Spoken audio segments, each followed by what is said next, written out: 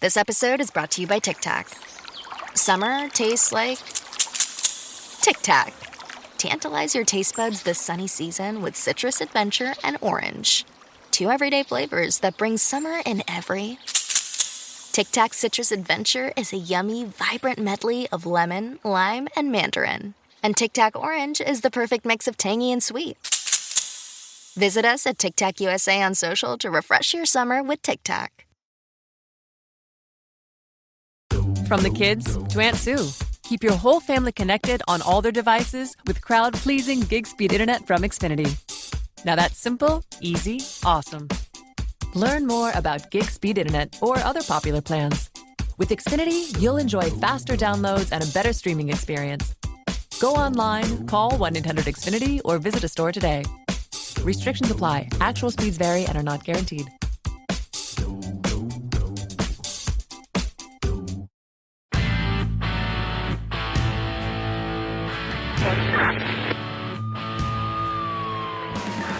The kind of old-fashioned cop who preferred working the streets and making arrests to taking tests toward promotion.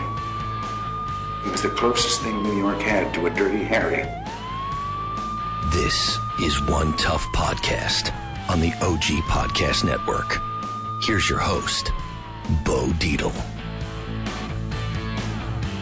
First of all, good to see you, Bo. Welcome to One Tough Podcast. I'm here like always with my man Carlo. Well, I never met him before. Well, he liked you. He followed you. Well, I got to tell you, he seemed very stable. And although I want to tell all the viewers and folks, you have to understand this. I dare not read a certain person's thoughts in public. I'm only joking. Well, like you say, hold on a second. Now, my show, because we're not on TV, we do. Now I have someone with me I know for many years, and I'm very excited to have him today. And I'm glad Carlo reached out to you. And, he's a showbiz legend. I remember growing up as a kid. You are a little older than me. Little bit. I used to watch Johnny. I love Johnny Carson. What Johnny Carson forgot, these new guys can never, ever even you think said about. Something. You happened to say something very, very significant because it was a learning experience, and you don't have that now in broadcasting. And you want to know something? When you turn on Johnny Carson, it was similar. You're a little too young for this. It was like turning on CBS with Walter Cronkite. That's right. And when you watched them, it was, wow, you watched The Godfathers. And the Amazing Kreskin. What is your true proper name? Well, the name legally now on my credit cards is T.A. Kreskin, and I did a dumb thing, and I'm not known for doing dumb things except when I'm alive. But at the same time, I showed the credit card on a camera because they said it's T.A. Kreskin, saying it for the Amazing Kreskin. Well, I forgot that people expanded the picture and got the code numbers and everything, and I didn't say, stupid me. Oh, wow. But at the same time, my original name was Kresge, Kresge. My father like the 5 and 10 except I had no financial interest. My father's family was from Poland, and I love Polish jokes. Did you already remember Kresge's, Carlo? Kresge's was the old 5 and 10, the 5 and dime store. Yeah, they were big. But as a young man, by the time I was in 8th grade or 9th grade, I thought, wait a minute, I'm going to this is going to be my career. I want an original name. So I dropped the GE, added KIN. K was for Keller, who was a famous mystery performer in vaudeville. IN were the last 2 letters of Oudin. And there's some streets in France called Robert Houdin. He was a mystery worker in the last century and a half ago. Another man took Houdin, added I to it, and created the name Houdini. Really? So the Jewish man, Eric Weiss, changed the name to Houdini. But I added IN, so it's Kreskin is the name. But I still use both names. And forget about the names. Okay, let's get down to the meat. I got to tell you something because you'll get a kick out of this. And by the way, folks, don't call anymore, please. I've been getting calls everywhere. Thank you. I survived. I've overcome the problem. But a few days ago, at a place called it's a woman's famous clothing store here in New York. They had a red event, and they had me as the surprise guest and all this jazz. And so help me God, it's 1,000 people. And I walk out of the place at night. I said to my road manager, I got to get some fresh air. I performed. I did everything. I went outside. It's dark. And they said, you got to come in here. There's a TV crew here. Please hurry in. I turned around. I did not know.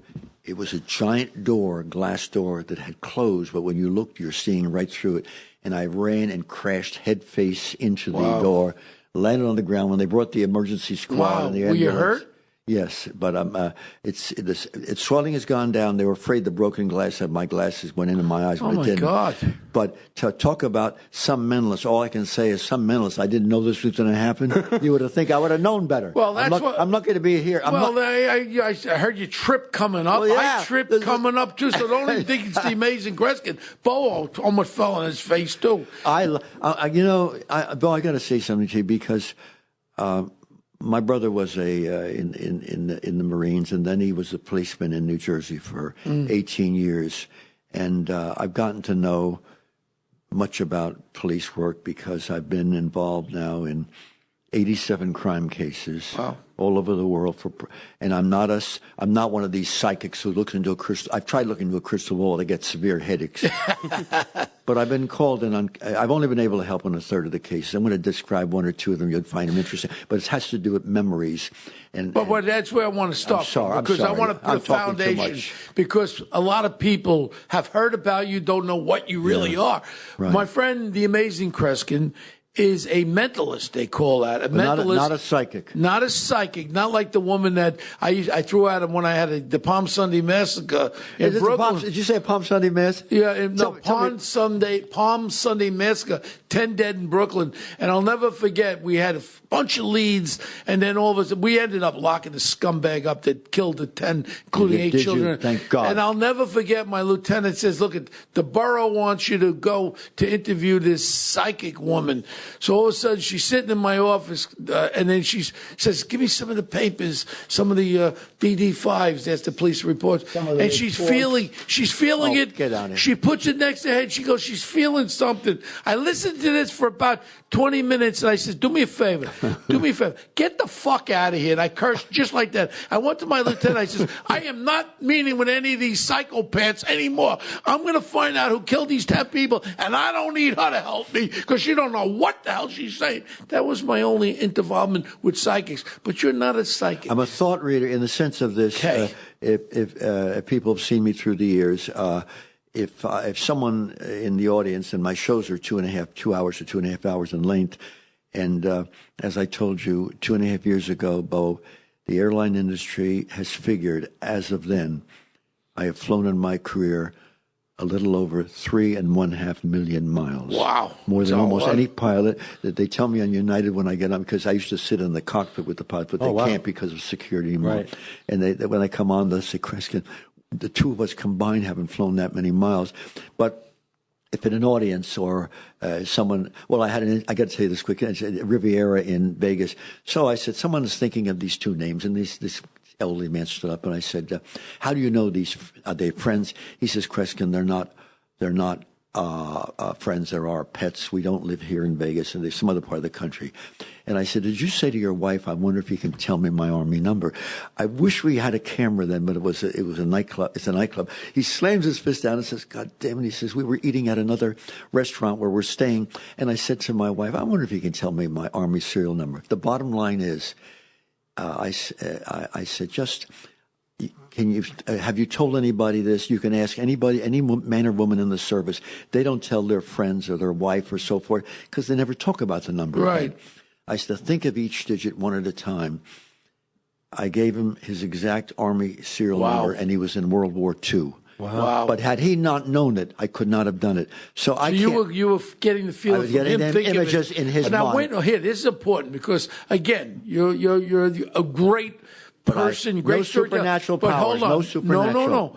I want to understand, when did you first realize that you had this talent, this extra talent? I got to tell you this story because a lot of your listeners don't know about this, and they're working on a motion picture on my life because they said, Kreskin, it isn't just your career, some of the crime cases. And believe me, I revere this gentleman I'm on with because He knows the score. I don't know how you can go into police work today with the way you. It's not that you have to deal with lawyers or mentally ill people. You have to do with something called politicians. Unbelievable. I'm sorry. Unbelievable. I'm sorry. I've lost my respect in this country for them. Totally, I'm with you. And my brother, and I'm very loyal and so forth, but how can you put up with this crap? And now they're going to, when some cities are thinking of letting people out of jail because they No, not total with this new criminal reform. What the hell is this? They don't need Rikers Island because there's not going to be anybody criminals. No, they don't need it because they're going to have no prisoners in jail. It's so ridiculous. The New York City is going to turn into, remember the movie The Warriors? Remember when they took over New York City?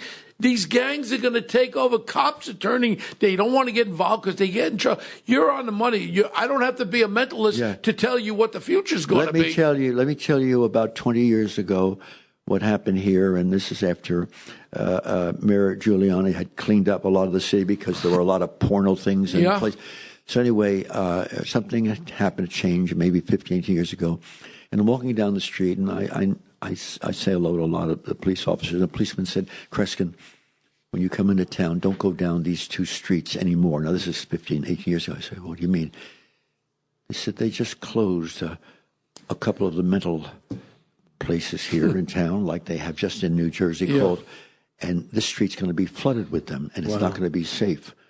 Well, guess what's happened in a certain area of New Jersey now because they're sleeping on the streets and what have you. And this is the way to make a city safer. This is a very I love. My family came from Poland and my family came from Sicily, but we can't have open doors. My mom's from Catania.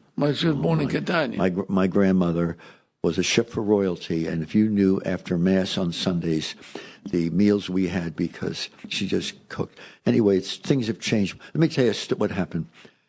I was 5 years old, and I didn't read, of course, then. So this is how you first felt something. Go ahead. Well, so 5 years old. So real quickly, a cousin of mine in Bethlehem, Pennsylvania, we're visiting. He's an older guy, looks like a man, but is just a teenager. Gives me a comic book. So I come back, and my mother used to read me the comics. You remember when you were 5? Yeah, and I had the comic. The comic was Mandrake the Magician. Now, he really wasn't a magician. Lee Falk, who wrote him, he had hypnotic abilities, had telepathic abilities, he solved crimes and whatever. My mother's reading me the comic. When we were kids, we played cops and robbers. I didn't play Superman or I played Mandrake when we were fighting crime, and so forth. Now, 9 years old, and it's the major turning point of my life. One of the turning points. My teacher, Miss Curtis, says, "You're not going out to play today." She says, "Raining outside. We're gonna play a game. Jane Hamilton, go out in the hallway." So she leaves the classroom. There's about 30 of us. Stands in the hallway. And she gives us a bean bag, cloth bean bag, and says, "Hide it somewhere." So we put it in someone's desk. And I just had dinner with Jane about 6 months ago. I hadn't seen her for years. So Jane comes back in and says, and Miss Curtis says, "Jane, just walk around the room. If you're getting near it, they'll say you're getting warm. If you're not near it, you're cold. If you're real close, you're hot." So she's walking around, and we find out you're getting hot, and that's by a desk that someone's sitting at. She reaches in, there's the beanbag. So I'm walking home and thinking, I would love to play this game. So my brother, who's 3 years younger, my mother's shopping. I said, "Joe, let's go over to Grandma and Grandpa's house. They built it. They were from Sicily. My grandfather was a construction guy."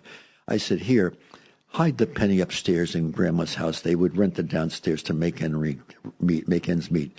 He calls me. I run upstairs. My grandmother did not speak English. I loved her dearly. Old-fashioned kitchen. I said, "Did you hide the penny?" He said, "Yes." I'm walking around. I go through a draped opening. They didn't say you get warm or anything like that? No. Oh, okay. I forgot to tell them. Okay. I didn't say anything. Yeah. I walk into my uncle's bedroom. He's at work. And I climb up on a chair, an old-fashioned wooden chair. And I found myself reaching behind a curtain rod. What was the feeling? Something inside me was pushing me. And when I felt the penny, there it was. And I suddenly thought, oh, my God, I forgot to tell Joe to think about it.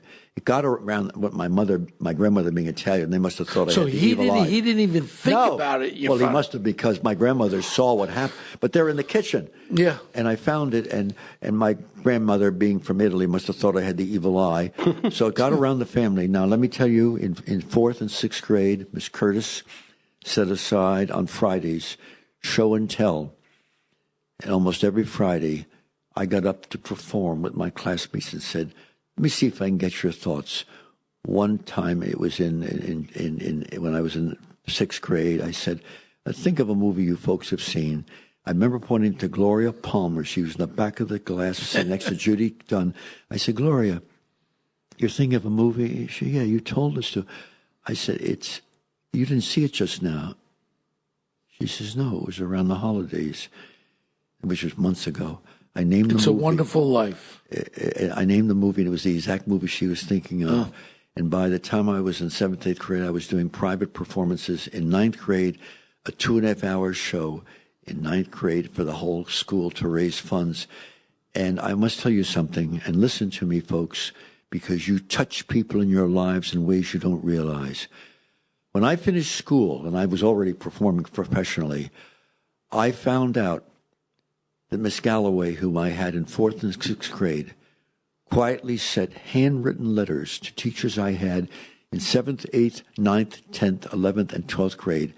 And I found out from some of the teachers years later, the letters said, we don't understand the ability this young man has, but you must support him. Can you imagine a teacher going to that much trouble that I hadn't seen? I didn't see her till 15, 18 years later when she was in a special care home, and I thanked her. My life's been an adventure, Bo. That's all I can tell you. Yeah, but I mean, like even when, this ability you have. So when you were taking a test, I mean, wouldn't you get the answers easier than Carlo and I? No, because I'd have to ask someone if someone would have to concentrate and what have you. And by the way, it's all about the person concentrating. You feel your dynamic ability is if he's thinking about. But if he's not thinking, I can't do anything. Now, when I went to Seton Hall, where I got my degree in psychology, and the university awarded me with an honorary doctorate. But that's not the point. One of the people who works at the Today Show says, Kreskin, I was in the classroom there. My teacher was the head of the psychology department by the first year at Seton Hall, and I was only going part-time because it took me 8 years. I'm performing everywhere. So the professor says, Kreskin, and this guy from the Today Show remembers it. He says, Kreskin, I was in class when you were teaching class. He turned over 7 weeks of classes to me to teach because he said, your experiences in your career, you got to share what's happening. So, Carlo, you got to understand something. Kreskin was all over Vegas in the heyday. I mean, he was performing all over Los. They didn't have Atlantic City, wasn't really geared up, and he would be performing at all these big casino hotels in Vegas. And did you ever do any introductions of your show prior to a very big performers? I did a series out of Canada that was on for 5.5 years.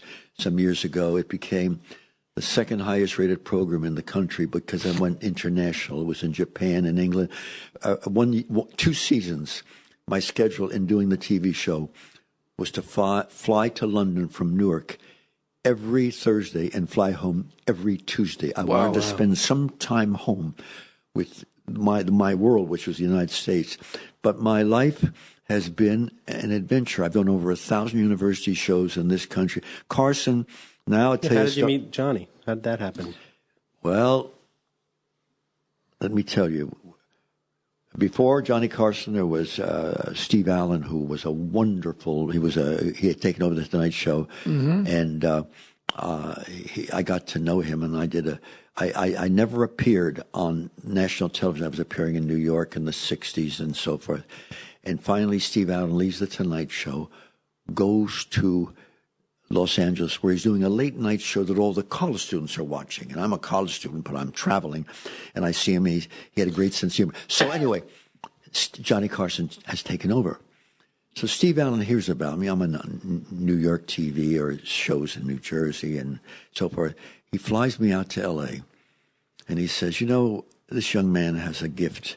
We're all interested in ESP. Would you welcome Kreskin? I did not have the name Amazing. Carson gave me that years later. Now, I had not met Carson. I walk on the show, talk about what just happened today, folks, and it happened today coming in here. Know it all I am? Sure, I don't know it all. I walk out, the lights in the 60s in television were blindingly hot. And around the camera are, I don't know how many lights, but Steve Allen is at the other end of the set, standing on a dais like everybody else does. I'm walking towards Steve Allen, and I'm looking at the camera, smiling, never realizing that I'm slowly blinding myself, which you don't look at a camera with bright lights endlessly. As I'm getting closer to Steve Allen, I'm getting near the dais. The lights are blinding. I trip over the dais on national television and fall flat on my face. Steve Allen was not a wise guy type. He had tremendous humor. But he says, "You all right, young man?" I says, "Fine." And he gives me about 25 minutes of the program. A man came home early because Johnny Carson always recorded the Tonight Show, whether it was in L.A. or New York in the early days, in the daytime. He's home with his wife, and he sees that Steve Allen has a mentalist on, so he's watching. And Steve Allen sees that incident, not falling over the thing, and 8 weeks later creates on his show a character called Karnak the Magnificent. That was me. That you mean Karnak, Johnny Carson? Johnny Carson. That Karnak that fell over the desk was me. Yeah. And the last show I'm doing with Carson, it was the 88th or whatever show. He had not announced he was leaving yet, but we knew it behind, and I didn't want to say anything. So I'm on. I said, "Johnny, I want to thank you. All the years I've been on, and you kid about me when I'm not on and so forth." And I said, "You never let my audiences forget me."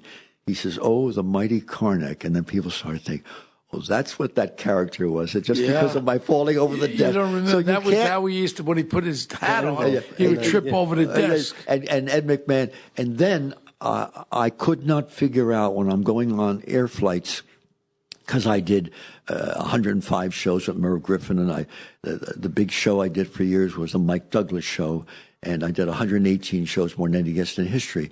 But people start saying to me, "Hi, Amazing," when they're coming on. I'm saying, my road manager, "Oh, I wonder why they're doing that." It turns out I didn't know this. Johnny had a routine. The day before I was on, or if I was going to be on Monday and it was Friday, he'd sit with Ed McMahon and say, "Ed, Kreskin was on a month ago. He was only 85% amazing." And he would say, "No, Johnny, it was 92%. And they made a routine, and that's how I got the name Amazing. Wow. I could tell you a story. My life's been like an adventure, Bo. Yeah. Now, again, people who are listening, have you ever used the talent that you possess to gain monetarily? Like, all of a sudden, think about what he's thinking about right now. Who's going to win the college football with Ohio State on Saturday? I've named the last 4 elections. I will never. Did you pick Trump? I will never.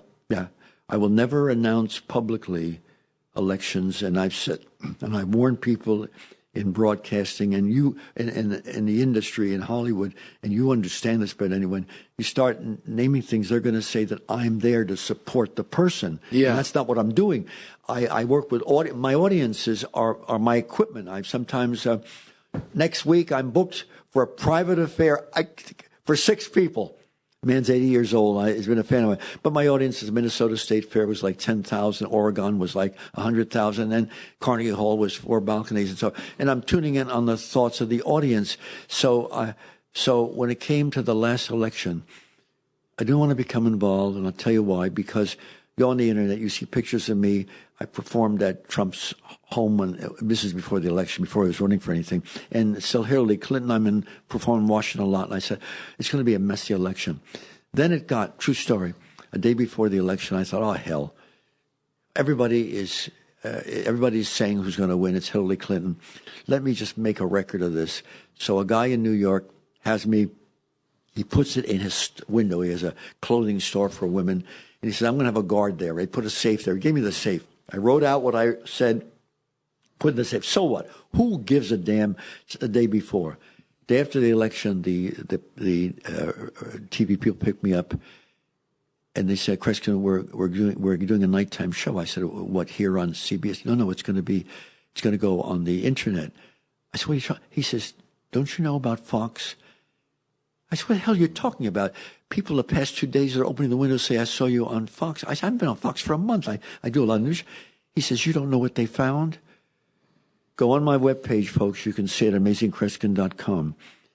they found, and the station in Washington, D.C. called them 1 year before Election Day for a 2016 election. In 2015, I'm on the air in Fox, and it looks like I'm tired. I'm very deeply upset. A tragedy happened in my family regarding my brother, and he survived, what have you. And I didn't want to show it on the air. So you don't show things like that. But obviously, I was preoccupied.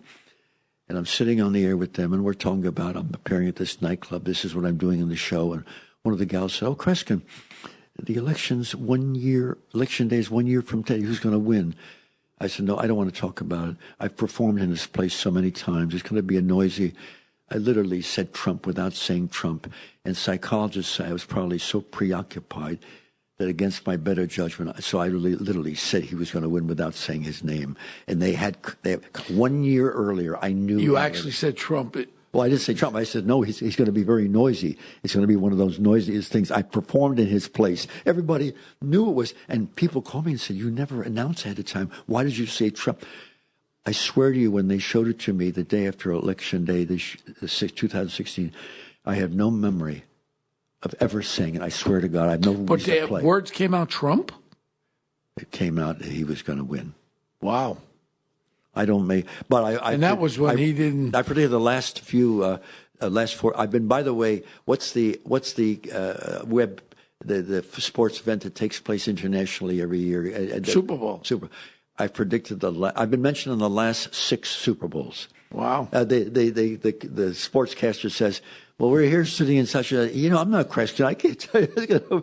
And then you should have seen during the last election, Bill O'Reilly was interviewing, this before the scandal and all that, interviewing Trump, and says, "Donald, you're not Kreskin. You can't read mine." Then on CNN, they had 5 of them. I've got copies of all this because I have an agreement that if my name is mentioned in the United States, Canada, and England on any show, it's sent to me within a few hours. So I've got, every week I get about a dozen mentions. But this is before the election. Last one, they're interviewing this person. We're talking about the election. And one of the gals says, "I don't understand this Donald Trump. He thinks he's the Amazing Kreskin." And they keep bringing. Fortunately, I've not been accused of a terrorism thing or committing any crime. It's just been in humor. Bo, I love my work. It's a passion. Well, it's blessed. It's something that you can't learn. It's just blessed upon you. And people think that they can become a mentalist. It's either it's in you or it's not. It's like anything is like. And Bo, I cannot gamble. He mentioned I used to love cards, playing cards, and I used to love blackjack, but I can't play anywhere in the West, in much of the world. Not that I cheat, but poker I could not play anywhere because when I was in my teens, a man who managed me in Easton, the district attorney, used to have me sit and play cards with 3 or 4 men for money. And then at the end, I'd say, "That's it." He'd say, "Gentlemen, we're going to give you the money back. This young man has a gift." Turns out I find out years later that this district attorney, I was playing with some of the members of the mafia. Thank God I gave him the money back and what have you. But anyway. With gambling, I have friends that own casinos. I was a degenerate gambler years ago. At one time, did you? No, I was not a winner, obviously. Yeah. They don't build these hotels with winners. You just said some hotels. I say this is one of the best kept secrets. I say this to college students. Hotels were not built by winners. You guys that are leaving here to go into this for full-time gambling. My point was that, I know myself, like we used to go to Atlantis, and I had one friend that used to play three-car blackjack or poker. No, blackjack. Yeah. And what would happen was he hit him for $5 million 4 times. Each time they actually gave him his thing. He says, "You're not welcome back." And that's it. Now, it wasn't that he was a mentalist. No, some people are mathematicians. Oh, and he was a mathematician. And counting cards, but it shouldn't be illegal if you have that talent. No, but they have the option to say you can't gamble there anymore. In Aruba, I'm at this nightclub for a few weeks, and it's closing night. And I said to my road manager, I haven't played blackjack for ages. I'm just going to go. And he says, "You can't do that, Kreskin. You're going to get in trouble." I said, they only know the people that come or see me from the England, United States, Canada. The local people don't. Let's go to one of the other places right nearby. So we go somewhere up. I put $37 on the table, just $37. I didn't play for large amounts of money. It's around 11:30 and what have you. 1 o'clock, he keeps coming in. My road manager had been dancing with these gals out there, and he's going, I said, get your goddamn expression normal. Just go out of here. So finally it's 1 o'clock, and I said, we have to leave at 3:30, go back to the hotel. Help me gather the chips. So we're gathering chips, and when you win, you don't always think, and we're dropping them on the floor, and he's helping put them on the table. We're leaving them there, and I cash them in. And I said, what am I going to do with a Reuben currency? I can't. So I go in the lobby, and anybody speak English? A lot of people did. I said, I'll give you a large tip. Can you take me somewhere where I can convert this? Well, it's a long story. Taking somewhere. I got the money. I'm in my hotel room. I called this fellow from Florida. He booked me, and he's staying at the hotel because he's booked the whole season there. He says, what are you calling? I know you're leaving at 3:30. He says, come into my room. He says, I'm in bed. Please come. Knock at the door. Open it up. He's in his bathroom. He walks in and says, what the hell did you do? I said, I just want you to see this. Help me fold these $100 bills, and I want to put them on my pocket, on my jacket, because if anyone opens a suitcase, I go through security, they're going to say, this doesn't look right, this kind of money. Turns out I had started with $37. Well, I won $22,400. Wow. And Chris, I got to ask by you the about way, Bo, folks, I'm going to suggest this later, that I just have a quiet game of poker with Bo, but we won't. No, I'm kidding you, Bo. Honestly, it's out of my system, the gambling side of it. Good, Bo. Where I used to bet every college football, professional. And the amounts of money were obscene because I was making a lot of money. And now it doesn't even thrill me at all. I'd rather watch a football game where I'm not betting on it. I enjoy it. People don't believe they just can shut it off, but I just shut it off. And I thank God, because money is a lot more important to me now. And I've been very fortunate to make a lot of money, but piss a lot of money away. And now I'm in the position where I look upon money as being a lot more valuable as I get older than it was. Joe, I tell you, I tell this to university students because as hard as this is to believe, but it's true, some university students, poker is played in some universities 24 hours. They're not the same players, but they come in and out of they have games all over the place. Some of them are leaving universities to make a career of gambling. And I as I said something that you said also, you got to remember casinos were not built by winners. And the most skillful move, and I will tell you this as a person who understands professional gambling, even though I have not for scores of years.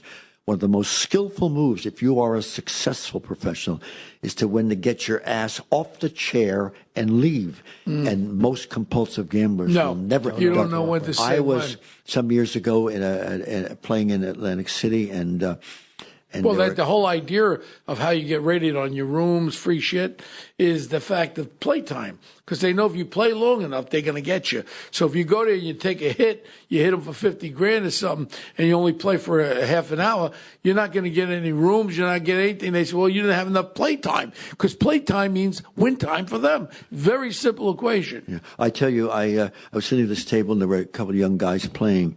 And then they come. Obviously, they went to the ATM, got money, and came back. And some of their friends came by, and I left the table. I said, "Put a hold here." And I went to the other. I said, "Who are these fellows?" Well, they're friends of us from college. I said, "They've been playing." They said, "Yeah, they've lost thousands of dollars." I said, "Where the hell are they getting the money?" They were tapping into their college savings. I said, "Listen, you guys look at me. You find an excuse to take them home, because they would have never left until they blew everything." And that's terrible. Now, but as far as books that you've written, how many books have you written? This is my 19th book. I want you 19 books you've written? Well, I've written 20 books. And this 21st book, it's my only copy because it just This looks like the movie I'm doing. I'm filming a movie in Jersey. Are you really? And it's about Edgar Allan Poe. What's the name of it called? 3 Days Rising. 3 Days Rising. And I play the detective that's investigating the murders. All right. And then I have a really horrible ending. A fucking werewolf rips me apart. I don't know if I like that. Bo, a strange factor of synchronicity, because a movie's been worked on on my life story. That's what I want. Not as a documentary, but as a movie in which, because of some of the events, and especially some of the crime events, are dramatic. But I would like to sometime sit down with you privately, because I think this need could use someone else's thinking. I'm thrilled about this. I mean, this is my life is like synchronicity. Here I fall outside, and not because he caused it, although I'm beginning to think that this man you made me trip here. I'm wondering if this man has another gift that he gets back at people, because I bet you if I interviewed 30 people, having them say, I fell just before. No, I'm joking. But I want to talk to you about that. But this book this is my conversation with Chris. I just want you to take the book. And by the way. Oh wow, you signed it to me. Very beautiful. Yeah, can I tell you this? And in spite of the scandal in his life, the introduction was written by a gentleman who made Fox Television. Oh, my dear friend. Roger and I was and I took a shit out. Listen to this, what happened. When everything. So glad you speak. I'm so glad you're saying this. I was a Fox News contributor for 12 years. I go back with Roger when we used to do CNBC. Oh, and I did go back when you did the Mike Douglas show. So when Roger took over Fox, he brought me in and he made me a contributor, and I enjoyed doing O'Reilly, Hannity, the Kids in the Morning. Sure. Every one of the shows, Shep Smith, even the Cavuto.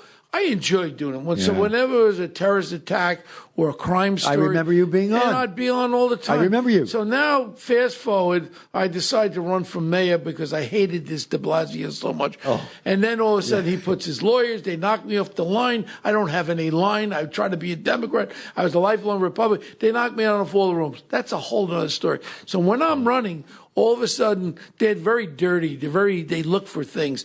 And the next thing is this other creep, Gabriel Sherman, that worked for New York Magazine, puts out that because I'm a private investigator. Of course you are. But people don't understand. The business. We have a firm. We do litigation support. If there's an allegation, say if Carlo was working for ABC here, and there was an allegation against him, sexual harassment, whatever, the firm then will hire a law firm to represent him. Next thing is they hire a private investigator. So this is my business. So I was hired not by Fox. Fox hired a law firm called Becker Epstein. We're hired in 2005 to represent and do a due diligence and investigation on the allegations against Bill O'Reilly. I don't hide this. This is my business. Yes. 34 years we're in business. Wow. So I do the investigation. So now fast forward, Gretchen Carson thing who started the explosion. Yeah. So Diane Brandy came to me and said, Becca Epstein's going to get in contact. They want you to work on this case. So I says, okay, fine. My firm will work on it. Wow. So now it comes out that my firm is doing investigation. Now I decide to run for mayor, and every time a Bo hates woman, he's finding dirt on woman. I'm not finding dirt on anybody. I'm finding the truth and the facts. Right. People have a right to representation. That's right. You're not guilty because someone makes an allegation. So I stuck up. When Roger got caught up in it, they said, oh, well, Bo did all his dirty black ops on the 17th floor. All bullshit. And I tried to defend myself. Yeah. And you know what, Chris? I tried it no one wanted to hear it. Well, Bo was developing dirt. I went right against the Murdoch's two sons. I said, this is a damn lie. The New York Post is owned by Murdoch. They banned me from the New York Post, which I used to be in 3 times a week. And Bo is this, Bo is that. Being unduly, and I won't let it go. As soon as yesterday, I told Carlo, we're going back at it. I'm not a guy that just gets punched. If I did something wrong, I'll take it on the chin. That's my business. And if I worked for Roger, doing surveillances for him, that's my business. I did it. I never, ever did anything like that. No, and it pisses me off. And Carlo says, leave it alone, my Carlo. I said, no, I'm not leaving it alone because I'm being unduly blamed for something I didn't do. And then when Roger got sick, he was so sick in the last 3 years leading up. I used to knock on his door, go see him all the time when I was doing the shows. Then for the last 3 years, before it blew up, Roger was so physically not right. Obese, tired, his ankle, he had broken skydiving. Same as me. My left ankle is left ankle. Did you injure your ankle too? I broke my ankle, my leg skydiving, just like Roger. Skydiving? Yeah, and that's how Roger did it. So now let's follow this. I used to go see Roger. Leading up to this whole thing breaking, I could never see him.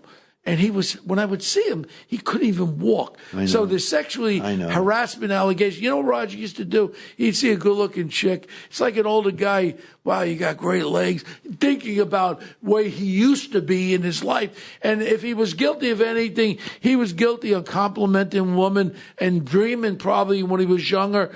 He helped more people and did so many things for people, and it was just thrown into the garbage can. Hang Roger from the highest thing. When he died, there were 50 people in Palm Beach, and they had a funeral like he was a dog. He was not a dog, and he helped so many people. I want to tell you, that was because he and I became... And I stand up for him, and I'm standing up for him today, and I'll tell anybody to their face. You want to know something? I knew nothing about if these allegations were true. I knew nothing and factual also. I knew nothing about it. And for you to condemn me, that's bullshit. In the book there, he wrote the introduction to me, and he said, and he talks about how legitimate my work is, and he wasn't interested in con artists or anything like that. It's a very special introduction.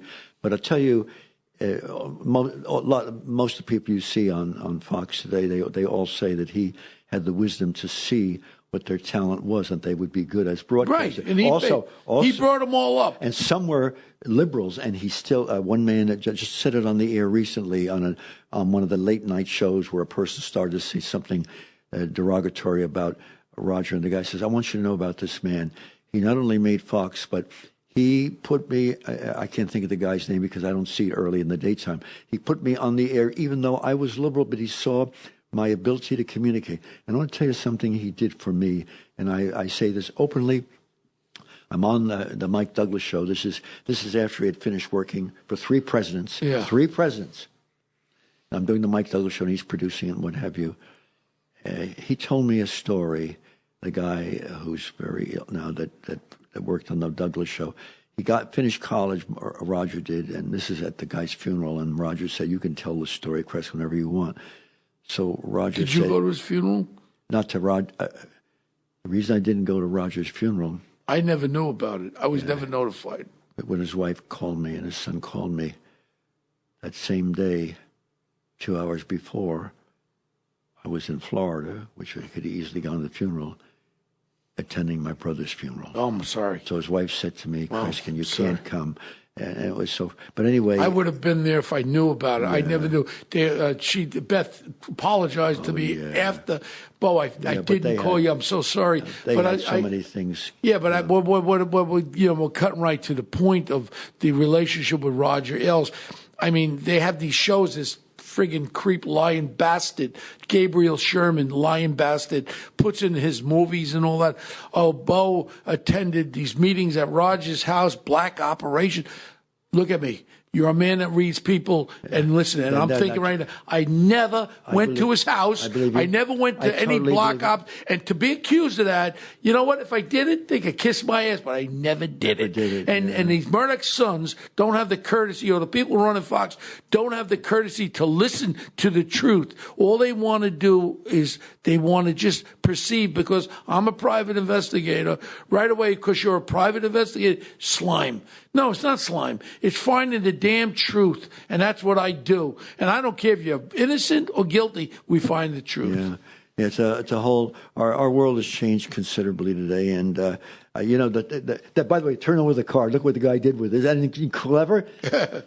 I told him to do it my name, what you want, and he made. I know what you're and everybody in the you see the K on it and so forth. By the way, I gotta share this with you. What's this scary book here? And I'm serious. I want to be in touch with you to talk about the movie thing. But it's a book. I did the introduction to it, so this is not my 21st book. But it's a book. This guy. Now I'm not into ghosts. I have not seen ghosts, but I've done seances for the fun of it and what have you. And years ago, when he was in college, they brought me into a college. He said, would you go with me to a haunted house, Kreskin? I went with him to a haunted house. The first chapter is my experience with them, because I held a seance there and some crazy things happened. So he's written a book about strange things that have happened in the cities of the Quad Cities. So this book I can't leave because it's my only copy. No, that's and I'm guarding it because with this fella here, I'm not saying it might disappear. Well, you know what I want to do? I know you live in Ghosts of the Quad Cities. I know you live in Jersey. We're filming one for Monday, Tuesday, and Friday next week. Then we're filming the following week. What I'm going to do is let me know the schedule. No, I want you to show up there. That'd be cool. I would like to. That would be really cool because you know what it'd be cool about? People respect you very, very much, and it would be cool. To walk on would be great. It's an Edgar Allan Poe. I love Edgar Allan Poe. About the guy turning into a werewolf. Did you read the whole script, Carlo? It's based on the fall of the House of Usher. The Fall of the House of Usher. That Fall of the House of Usher? Yeah, so that's what it's based on. This movie's based on that one? Yes. Oh, that's one of the great stories. Yep. I'm a tremendous horror story. So, Carlo, maybe you'll pop up. Maybe you'll meet Kreskin. You come out. We'll coordinate. Would you have my call me ahead of time because of my crazy schedule? But we got it. There's only one damn thing I don't like, Carlo. This werewolf kills me.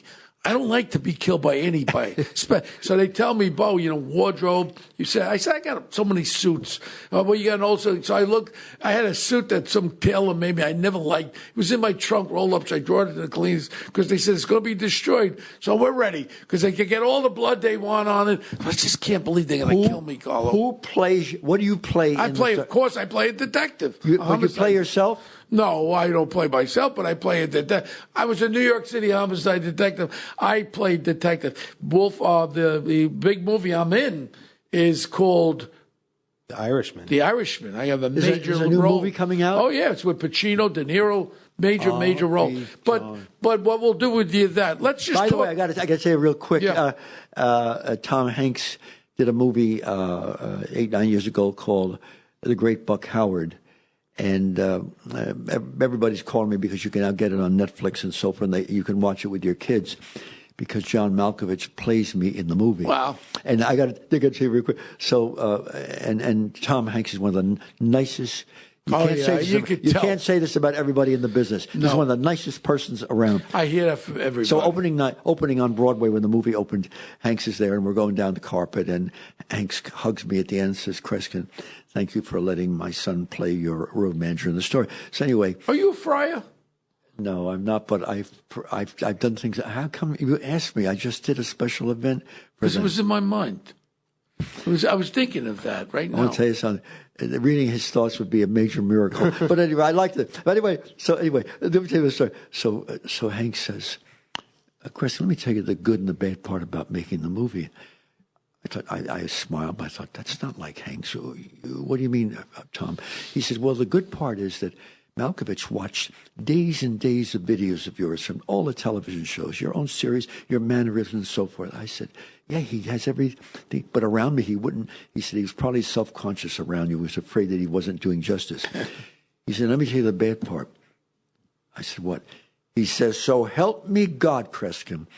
For 3 days, Tom Malkovich is shaking hands with us for 3 or 5 minutes. Because that's his famous thing was shaking it. He wanted to get your handshake down. Yeah. We needed chiropractors at the end of 3. That's what can you believe? When you see in the movie, he's got this handshake. Well, you know what? That's not affectation. That's the way I meet when I meet people. What we're going to do is we're winding down right now. We only do an hour show because we like it to people. They get used to it. I want to come back. But I would love you to come back. And we're going to follow through with this movie thing. More important is that what we do is when we round up at the end of our thing, we always call it the punk of the week. Me and Carlo developed this thing, and the punk of the week. It could be a thing, a situation, or a person, something that's bothering you this week. Can I? Yes, please. What's bothering you? Besides falling on your hand and hurting your hand, go ahead. It is not one person. It is a system that's becoming highly personalized because we're suffering today from one of the greatest problems, and I'm going to talk about this the next time we're on and before the end of the year, because I make predictions at the end of the year. One of the greatest problems, and I predicted this in a book 5 years ago, one of the greatest problems this country will suffer from is mass communication that's instantaneous. It's becoming so instantaneous that young people up to age 30 are not hearing each other anymore. When they go out to dance and teachers say, we can't even mention this in colleges or in high school because we'll be fired. They're going to noisy places where the music is disc jockey music, very loud, because they're uncomfortable in conversing. They're so used to instantaneous reactions that they can't seem to fulfill a lengthy conversation. A relationship. They really can't. By the way, and it's going to get in the I know from the researchers I've talked to, you're going to see the details are right there. This is mine. I totally concur with you. 30 up to age 30. Up to age 30. One of the biggest problems now is that students up to age 30 have been considering suicide. And they're very prevalent. And it used to be 5%. Now it's 30%. Go to any restaurant. You'll have a couple. Oh, you could like this. They're all they're doing. They're like this. They're not even having any conversations. I was at a restaurant recently with producers in New Jersey. Totally agree. I'm talking about this, and they said, "Oh my God, Kristen, look, there were 5 or 6 students at another table." And they weren't even talking to each other. They're looking at this. We're losing. And my concern is, thanks to the that is probably the most serious. It is one of the most serious things society. We can have. Wow, we got from the Amazing Kreskin gave me something today that I totally agree with. But you said this is going to be the biggest problem. And if our politicians and our teachers and our communicators don't understand this and start communicating in a personal way with individuals. Perfect. Dating apps, you don't even know what you're talking to, who you're talking to. Well, I've been quoted all over the world in this saying, and I'm proud of this, even though I hate the saying. You show me someone who has 200 friends on the internet, and I will show you a very lonely person. Wow. Right. Wow. Let's leave that at that.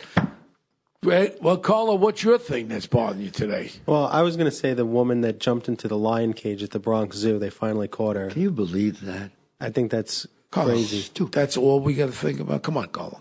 You got to get a little more in-depth. Well, I wanted to get a more in-depth one, but that I saw in the paper today. Well, my thing that's pissing me off is this frigga. I named them Big Bird. Mayor de Blasio, Big Bird. What's pissing me off, my ex-partner that I came on the force with is a guy named who? Ben Tucker. Benjamin Tucker, first deputy commissioner, law degree, African-American, put his whole life into the job, came on the force with me. And they passed over him for an Irish guy 50 years old, which they had another Irish guy 50 years old. You're supposed to have a diverse police department, diverse city. Why not have a representation from an African-American as the police commission? And even in number 2, this way when these creeps are out there putting graffiti on police cars, throwing garbage on cops, at least they can step up and say, we ain't playing that game. You do that with the police, we're going to lock you up. That's right. And look, I'm the same color as you, and I'm going to lock you up. That's my beef. Yeah. Okay, well, listen to me. All I can say, what's your real first name? There really is no real first name. No. What was you born with? It was born with the name George, but no one calls me George at all. If you want to be highly personal, you call me the. No, never. Can I tell you what my family, my relatives, everybody What do I they know, call you? and my brother, they all call me Kreskin because they know that since my childhood, Well, this I has like been my Kreskin. life. Well, but I want to tell you something. Yeah. You are an absolute joy to work with. And I have such respect for the work you have done in law enforcement through the years. Well, you know what? You can look deep into my head. Right now, what I'm thinking about, I'm one of the luckiest guys in the world because what my life has gone through, I got this energy. And if for some reason, he'll tell you something about me. I don't know. I think faster than anybody. I just think very quickly. But I also worry about things, too. I worry about the future and all that. Yes. But my point is, for some reason, it's just a quickness that I'm going to be 69 if I make December 4th, they're coming up. But it's just a quickness when I think all the time. And he'll tell you, I'm involved in more things, and I'm not afraid to take anything on. Well, it's a great thing. Everyone says about retiring. I can't retire. No, when you want to get something done, go to someone who's busy. because they'll learn to do that. And by the way, and I also I say this to students, I said this entitlement crap, just listen to my voice. I've read over 1,000 biographies. The most successful people in history are those who've learned to benefit from their failures. Well, here. You learn from failures more than successes. One of the important things is Carlo came to me. And Carlo came to me for a job and all that. And at first I was like, I had female assistants and all that. Sure. He's not an assistant. He's just my chief of staff. I said, what you're getting out of me, working with me, you can't learn in college. You can't everything possibly. I'm doing, he's learning. For his future, whatever he develops and where he wants to do, all that crap that he's seen from me, he's learning that. Let me tell you something. something. If he learns it right, you could do anything you want. You could do anything you want. Don't ever top off yourself. Strive for the stars. And you get it. But learn the foundation. Get the foundation. My foundations were... One, I only misunderstood my father, born in Germany, beating the living shit out of me every day with a belt buckle. But I was growing up with Gotti's Scope, all the gangsters and all my God. I had to be home at 9 o'clock when they were doing hijack. I never realized what he beat into me. Yeah. And that relationship, one, you don't steal. Number two, you respect. And you have to be honest with people. He taught me that. And then I used that in the police department. I was an iron worker in the World Trade Center, a laborer. Everything I did, I worked hard work ethics. That's a foundation. And you could go anywhere with that. Bo, education-wise, I didn't have the money to go to college. I wish I could use some of these big words, but you didn't need to go to college. Very limited. Very limited. Bo, let me tell you something. And not everybody has this blessing. Ale said to me when he left college, he went to this, in Cleveland or wherever it was, they were going to produce this local show called the Mike Douglas Show. I didn't expect it to go anywhere, what have you. Goes up to the producer and says, I'd like to work for you. I'd like to work on the show. The producer says, what's your experience, Mr. Ailes? He says, well, I produced TV shows in college. I did radio shows, did broadcast, on and on. And the guy says, you haven't had one goddamn piece of practical experience. Get out of here. Go to a local station. Learn. Start. And the guy says, no, I want to work with you. And he says, no, I do. I will not hire you. I don't want you because that's not practical experience. So Ailes kept begging him, and he says, young man, I'll hire you. I'll pay you $45 cash a week. And Ailes said and made it, that was the wisest decision he had ever made in his life. He learned from standing behind a camera, from holding a cord, delivering mail. He learned how everybody in the business thought. You can't get that at a university. No. You cannot learn that. No. That has to be hard and no free school and all this stuff. Yeah. Well, listen, it's been amazing, your appearance, Mr. Kreskin. Just Kreskin. And I'll tell you what, how can people get to you? We have a lot of listeners. How can they reach out to you learn more about your dynamic life? AmazingKreskin.com, amazingkreskin.com. That's where all the bookings are. That's where all the things about me are. And you can see a whole background and what have you. But just go to amazingkreskin.com. And by the way, I'm looking forward to seeing Bo again. Why don't we get him on towards the end of the year? So we could get what we'll do is we'll get our prediction with the Amazing Kreskin, and we'll put it out. But if it's all right with you folks, I don't drink, but next time I come on, if I could get a tranquilizer. I'm only joking. You know, Bo, can I say something? If we can't continue to learn to laugh at ourselves in this day and age, we're in trouble. This country is in gigantic trouble. Because when I was a kid, political correctness sucks, and it's gone so over the top. But when I was a kid, and we didn't have television, I remember going to a movie theater across the street from where I lived, watching the newsreels, and on Saturdays and so forth. And there's the newsreels, and there's the Second World War. There's President Roosevelt. You can see he's laughing because Bob Hope is mocking everything around him. Yeah. If we can't mock things and laugh, then we are in tremendous trouble. Okay, Carlo, take it away. Thank you very much to the Amazing Kreskin for being here. Really a showbiz legend, and learned a lot and heard some really great stories. You can find us on social media. We're at One Tough Podcast on Twitter. Bo's at Bo Dietl on Twitter and at The Real Bo Dietl on Instagram. You can find us at WABCRadio.com. And you can also send us any emails, suggestions, comments, questions, anything you'd like to onetoughpodcast@gmail.com. Got a bunch of great guests lined up for the next month. And let's keep them going. my man Kreskin back by the end of the year. We'll have a big predictations, all right? 100%. And all I want to do is I want people to listen. And if you have any ideas of any questions you want, send it to Carlo, and then we'll ask the amazing Kreskin what he feels about that. I understand my claims of this. And we're not taking any bull crap about who the winner of the Super Bowl is going to be. And by the way, folks, listen to me. I know very little about most things and next to nothing about everything else. But I learn a lot from my audiences. I listen to them in ways that you have no idea, and I learn. Thank you. Thank you again. Godspeed. Thank you, Mr. Kreskin. Thank you. We'll see you soon. All right.